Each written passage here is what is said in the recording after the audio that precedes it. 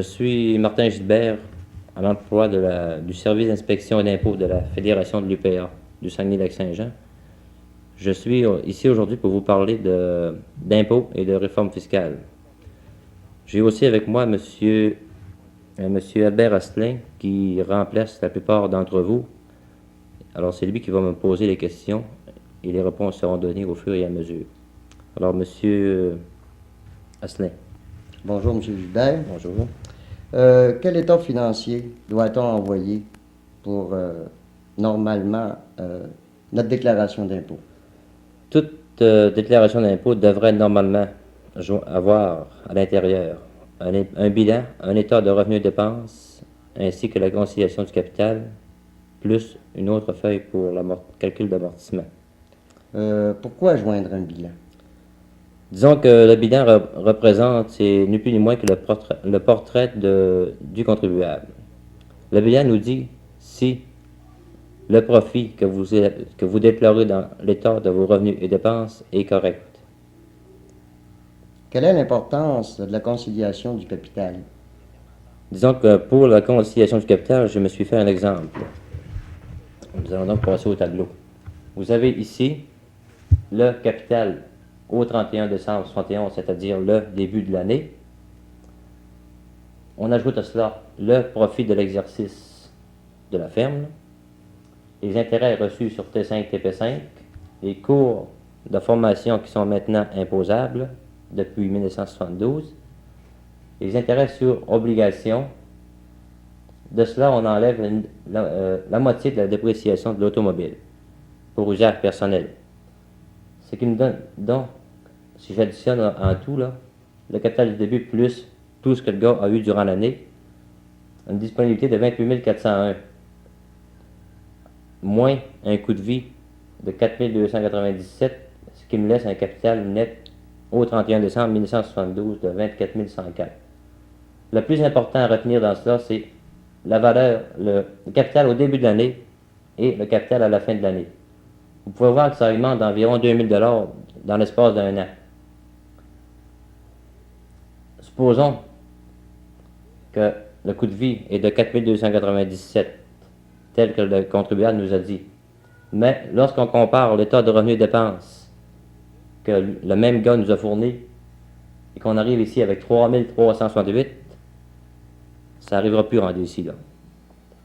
Ça veut dire qu'il nous manque soit une dette, qu'il nous manque soit des revenus ou qu'il y ait trop de dépenses. Maintenant, un gars qui a trop d'argent, là, puis qui veut placer ça, essayer de cacher ça au nom de sa femme ou d'un quelqu'un, est-ce que c'est quand même profitable pour lui? Bon, encore là, je me suis fait un exemple.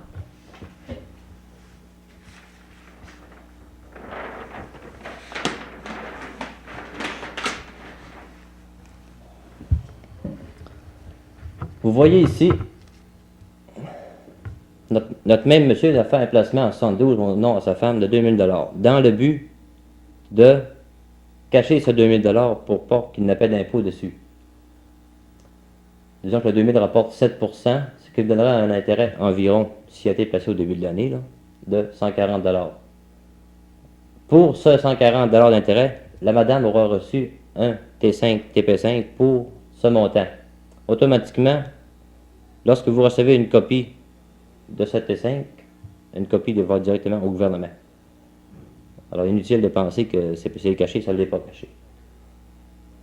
Ce qui se produit, le contribuable en tient compte, même si le placement avait fait au nom de la femme, dans ses placements, comme si c'était à lui. L'intérêt s'ajoute au revenu du mari et non pas au revenu de la femme, parce que l'argent provient du mari. Si l'argent provient d'une source autre que le mari, on n'en tient pas compte. Pour fin d'exemple, ici, tient compte du 2000. Alors, en résumé, l'intérêt de ce 2000 est imposable dans les mains du mari. Mais auparavant, il faut avoir payé l'impôt sur le 2000 en capital. Le 2000 de profit qui a été fait, disons, soit en 71 ou en 72. Les enfants de moins de 18 ans, c'est la même chose.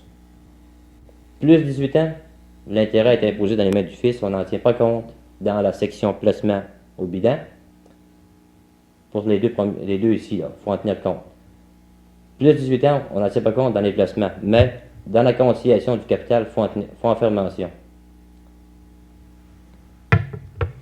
À l'état des revenus et dépenses, pourquoi faut-il inscrire le montant brut?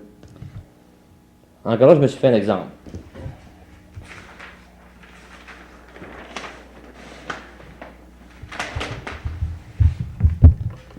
Nous avons ici une paye de lait.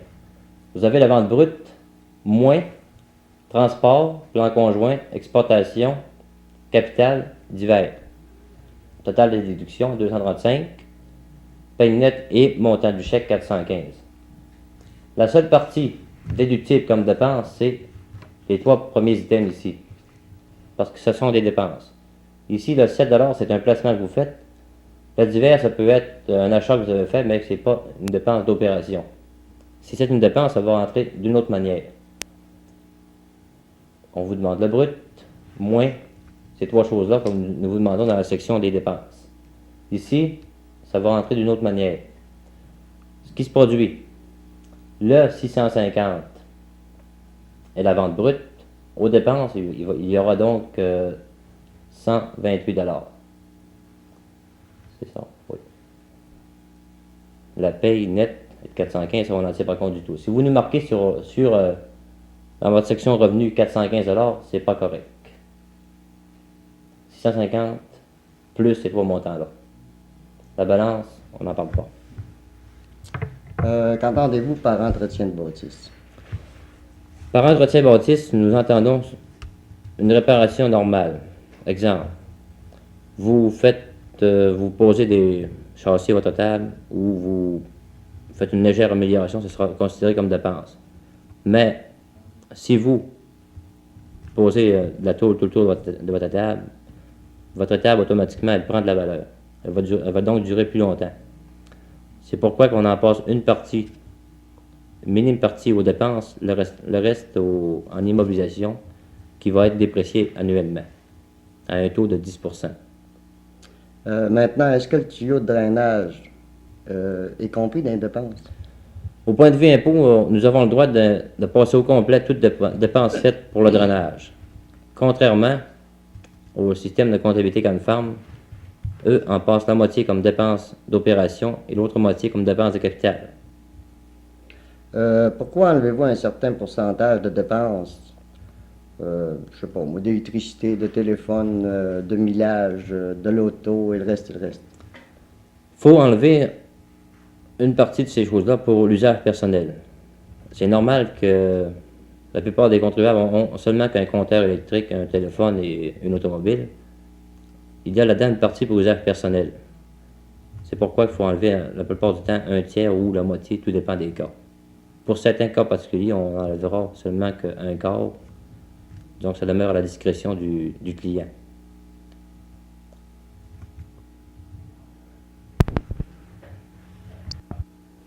Quelle différence y a-t-il entre l'amortissement en ligne droite et celui de la méthode du sol non déprécié?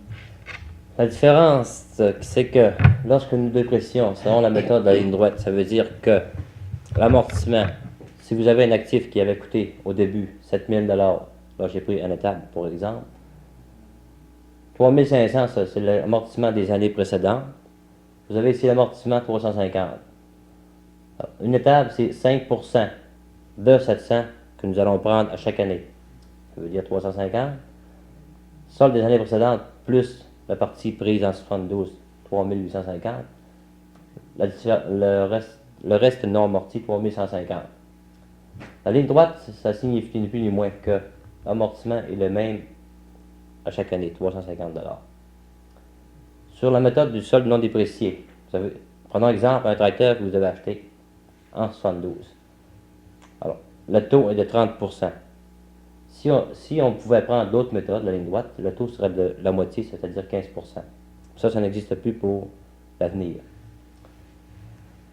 Prenez l'achat 4000, l'amortissement 1972, 1200. Même si votre tracteur, vous l'avez eu seulement une semaine ou même un mois, vous avez le droit de prendre 1200 d'amortissement.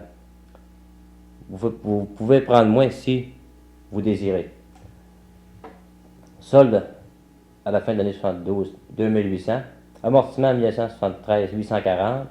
Solde au 31 décembre 73, 1960. Amortissement 1974, 588, et ainsi de suite. Vous pouvez comparer la différence ici. 1200 première année, 840, 588. Vous voyez que ça baisse à chaque année. C'est la méthode du solde dégressif.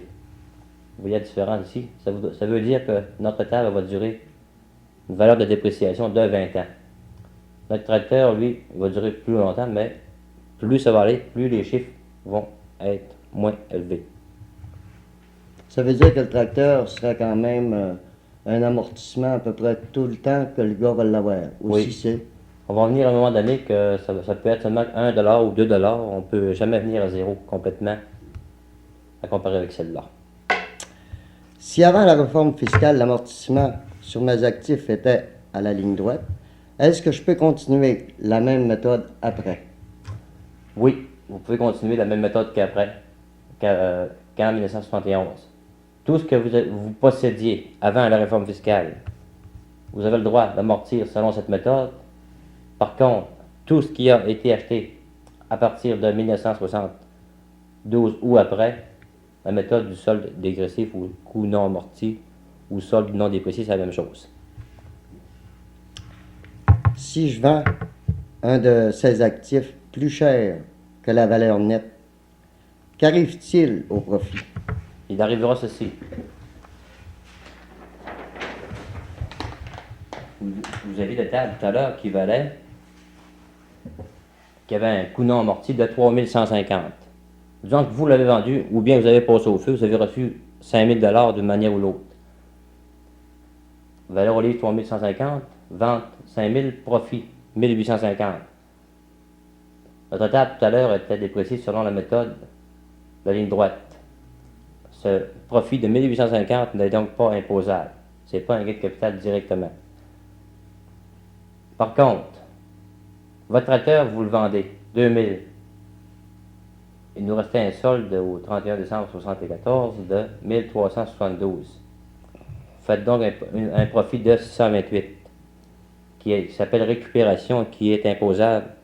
Ça veut dire qu'il s'ajoute aux autres revenus que vous avez. C'est la différence entre les deux méthodes.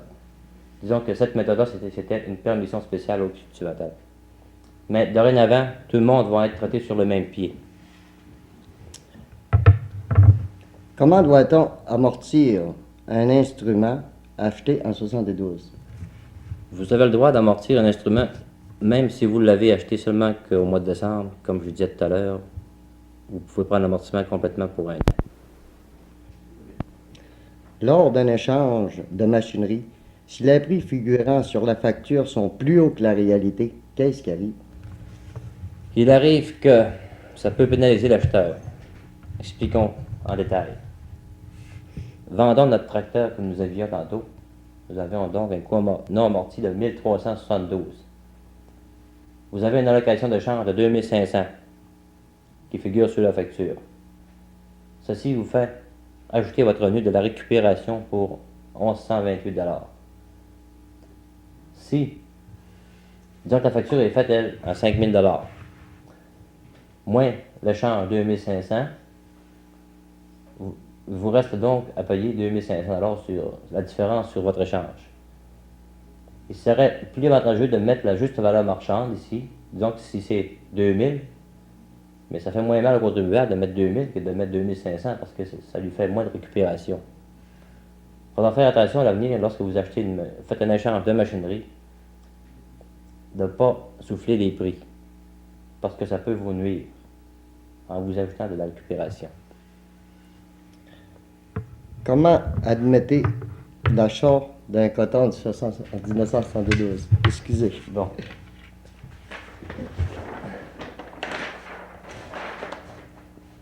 Dorénavant, depuis 1972, nous avons le droit de déprécier l'achat d'un quota qui a été fait en 1972. Supposons que vous en avez acheté un en 1972 de 3000$.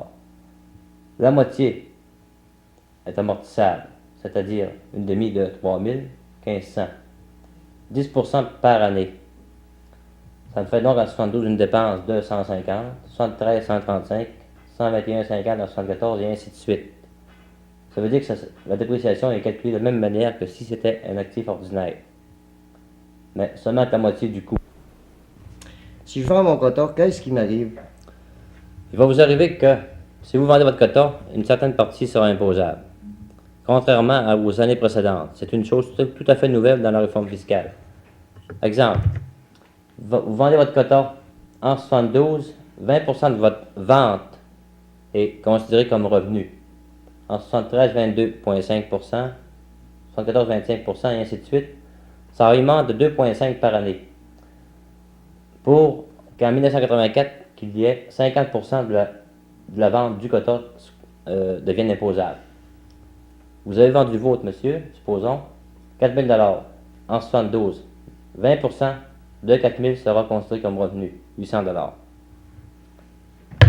Maintenant, pouvez-vous nous parler de la réforme fiscale et surtout de la valeur marchande? Oui, disons que c'est la chose peut-être la plus compliquée, la valeur marchande. Disons que les renseignements à ce sujet-là sont assez peu nombreux pour nous autres et pour tout le monde. Disons que je vais essayer de vous renseigner le mieux possible, toujours en se basant sur des exemples. Nous allons passer au tableau. Disons que normalement, tout le monde devrait, au 31 décembre, faire l'évaluation de tout ce qu'il possède. Du moins, le fonds de terre et les bâtisses. Ce sont les principales choses sur lesquelles il peut y avoir de l'impôt sur les gains en capital. Alors, notre gars ici a fait son évaluation sur la valeur marchande au 31 décembre. Vous avez fonds de terre 10 000, 8 000, 6 000, instruments, quota, c'était pas nécessaire, mais on le demande quand même. Animaux, la même chose, et le roulant. Notre gars avait une valeur marchande de 45 000 $ au 31 décembre. Supposons que notre monsieur vend en 1975. Qu'est-ce qui se produit? La vente doit être faite normalement, toujours, valeur marchande, au moment de la vente. Fonds de terre 12 000, 8 000, 6 000, 4 000, 6 000, 9 000, 3 000 pour une vente de 48 000 $. Normalement, le contrat devrait être fait selon ces chiffres-là. Qu'est-ce qui se produit maintenant? Si la vente est faite à son fils comparativement à un étranger. Vous voyez qu'il y a ici valeur marchande, 10 000 au 31 décembre 71. Elle a pris 2 000 d'augmentation de valeur au 31 décembre 60. Au moment de la vente, disons. Si c'est vendu au fils, il n'y a aucun impôt sur le gain capital sur le profit ici de 2 000. Les bâtisses, disons qu'elles ont été vendues au même prix que la valeur marchande, il n'y a donc aucun gain, aucune perte. La maison non plus, les instruments non plus. Le coton, disons qu'il a pris de la valeur, mais c'est pas un gain en capital, ça. C'est autre chose. Les animaux, 9 000, le roulant, 3 000. Bon. Qu'est-ce qui se produit s'il a vendu à son fils? Aucun impôt ici sur le 2 000 de profit. Ici, il n'y a rien. Ici non plus. Ici non plus. Nous sommes rendus en 1975. Tout à l'heure, j'ai dit que le coton une partie est imposable. Il a vendu 6 000. En 1975, c'est 27,5% du montant du prix du coton, qui me fait 1 650 de revenus imposables dans les mains du père. Les ventes d'animaux, normalement, pour la plupart des cas, ce sera la valeur des animaux, ça sera considéré comme une vente. Pourquoi? Parce que lorsque vous avez fait l'achat d'une vache ou 2 vaches, 3 vaches, pendant les années que vous avez fait vos rapports d'impôt, vous les avez passés aux dépenses. Maintenant, vous les vendez, vos animaux, vous les passez aux revenus. Ce qui ferait la récupération, si vous vendez à votre fils, sera de 10 650 de plus que vous aurez dans vos profits 1975. Ça, c'est si vous vendez à votre fils. Si vous vendez à un étranger, c'est pas pareil. C'est une permission spéciale qui a été donnée dans le nouveau discours sur le budget il y a environ 2-3 semaines. Si c'est vendu à l'étranger, il y a donc un gain de capital ici. Là. Vous avez la valeur marchande au 31 décembre 71. valeur marchande et la vente en 75 12 000. Vous faites donc un profit de capital de 2 000 La moitié est imposable. Ça veut dire 1 000 Pour les autres choses, ça reste la même chose. Le coton, quand même. Les animaux, pareil. Pour le roulant, eh bien là, vous faites une perte de capital. Valeur marchande au 31 décembre, 4 000. Ce roulant-là a perdu de la valeur. Vous faites donc une perte de capital de 1 000 La moitié de la perte est aussi déductible. Ça veut dire que le 500 ici vient se soustraire des autres choses semblables. Vous avez 1 000 de profit ici, 550 de coton, 9 000 d'animaux, 500 de roulant, ce qui me fait un profit qu'il faut rajouter à son revenu de l'année 75 de 11 150. Que faire pour s'imposer le moins possible sur ces deux montants-là? Eh bien, c'est de faire l'achat d'une rente de versement invariable. Ça, si ce cas-là se produit chez vous, disons qu'il serait préférable de consulter un expert en la matière. Okay. Sur quoi se baser pour faire l'évaluation à la valeur marchande? Bon, disons que c'est une chose qui paraît un peu compliquée. Ça fait pas seulement que pareil, ça l'est. Disons que la meilleure chose pour se baser, c'est la meilleure personne qui peut évaluer, je pense que c'est le contribuable lui-même. On peut se baser sur une vente semblable qui s'est produite dernièrement dans un cas pareil. On peut prendre l'évaluation du système de comptabilité Canfarm. Disons que ceux qui étaient en 1971 sont supposés avoir reçu l'évaluation de chacun des actifs avec, à côté des chiffres, une colonne spéciale pour faire les corrections. Disons que ceux qui ne l'ont pas eu peuvent faire la demande. Ensuite, si vous avez des problèmes particuliers, disons que votre ferme est située à proximité d'une ville ou d'un village qui est susceptible de devenir, se transformer en terrain de construction pour les habitations, il serait préférable que vous consultiez un évaluateur agréé. C'est des cas particuliers. Disons que quelqu'un avant ça qui avait une ferme près d'une ville et qui vendait cette même ferme à un prix exorbitant, il n'avait pas un sou d'impôt à payer sur le profit. Maintenant, la réforme fiscale a été faite dans ce but-là d'imposer des cas semblables.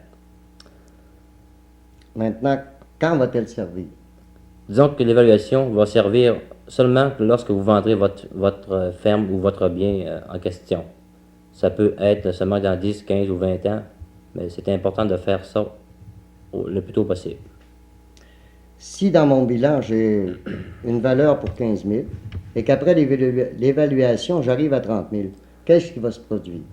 Bon, disons que l'évaluation que vous ferez ou que vous avez fait, ça ne va pas à l'impôt, ça reste dans vos filières chez vous ou bien à nos dossiers. Ça va servir seulement qu'au moment de la vente. Peu importe la différence qu'il y a entre l'évaluation que vous avez faite et celle figurant sur votre bilan. C'est pour ça qu'ils vous permettent de faire l'évaluation, pour justement faire effacer cette différence-là.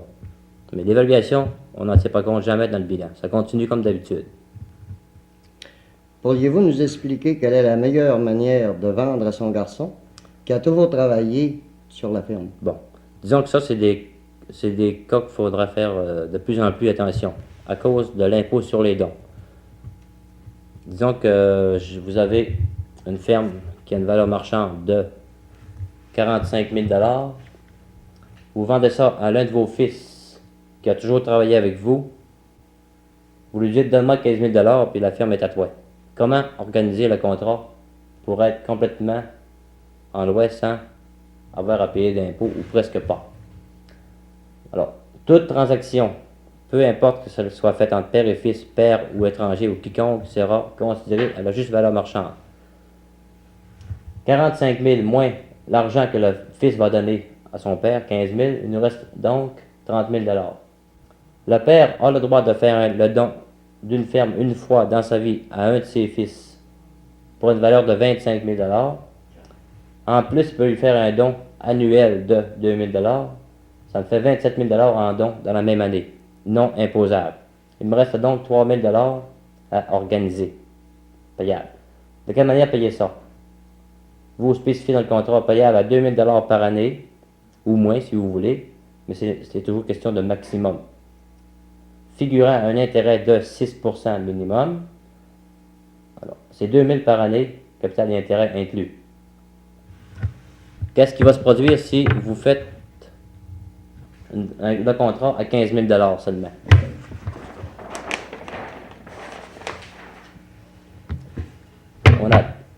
On a toujours la valeur marchande, 45 000 le 15 000 d'argent que le fils donne à son père, 30 000.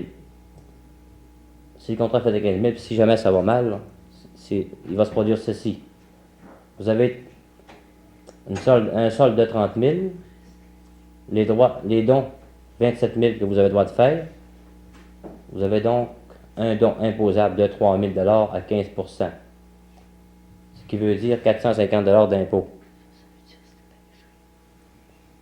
Le taux, bien, c'est 15 % pour 25 000 ou moins. Maintenant, pouvez-vous nous fournir des explications sur le troupeau de base? Oui, je peux vous fournir quelques explications. Disons que c'est assez complexe.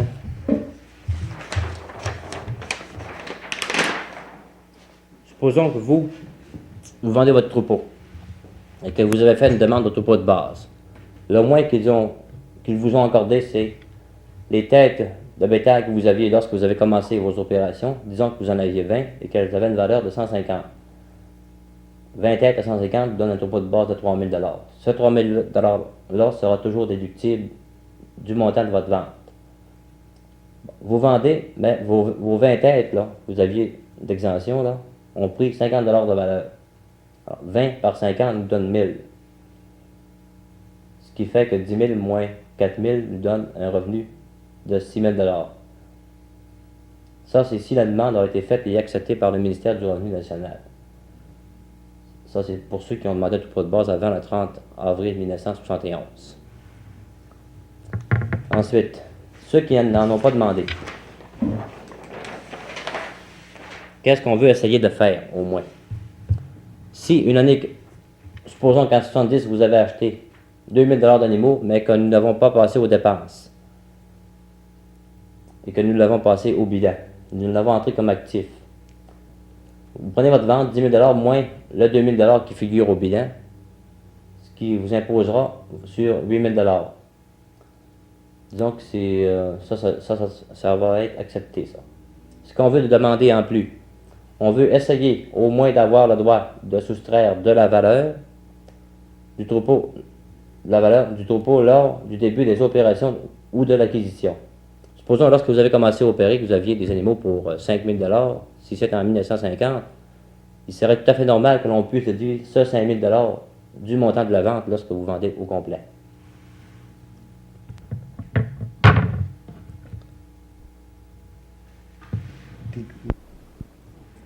Que conseillez-vous à quelqu'un qui veut vendre sa ferme?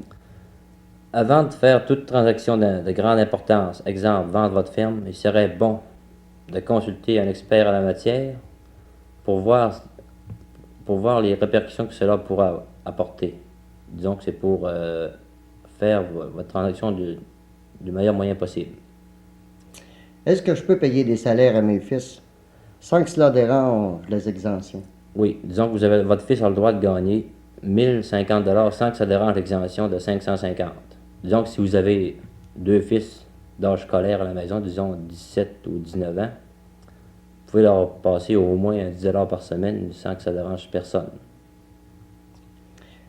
Si j'ai reçu un ajustement pour le lait en 71, est-ce que j'aurais dû le déclarer? Oui, vous auriez dû le déclarer, contrairement à ce qui devra été dit par quelqu'un d'autre. Exemple, vous avez reçu 1200 $ en ajustement pour soit le 50 cents ou le 60 cents, je ne suis pas trop au courant de ça. Là. Ils vous en ont donné du capital privilégié, qui rapporte 7% d'intérêt. Plusieurs ont pensé que c'était pas un revenu parce qu'ils n'avaient pas encaissé d'argent. Ça ne dérange absolument rien. Le 1200, c'est comme si vous aviez reçu un chèque et que vous l'ayez réinvesti. Alors, en 71, vous auriez dû déclarer votre 1200, l'ajouter à vos ventes de lait. En 72, l'intérêt, vous déclarez l'intérêt que rapporte le 1200 $. Maintenant, en terminant, voulez-vous nous dire un mot sur la succession? Très légèrement, oui.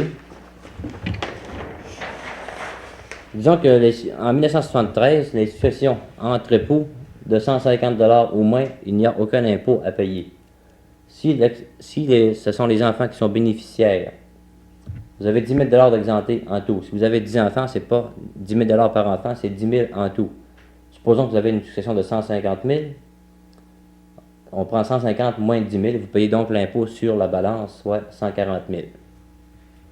On vous remercie beaucoup, M. Gilbert. J'espère que ces renseignements apporteront aux cultivateurs plus d'éclaircissement. Merci beaucoup.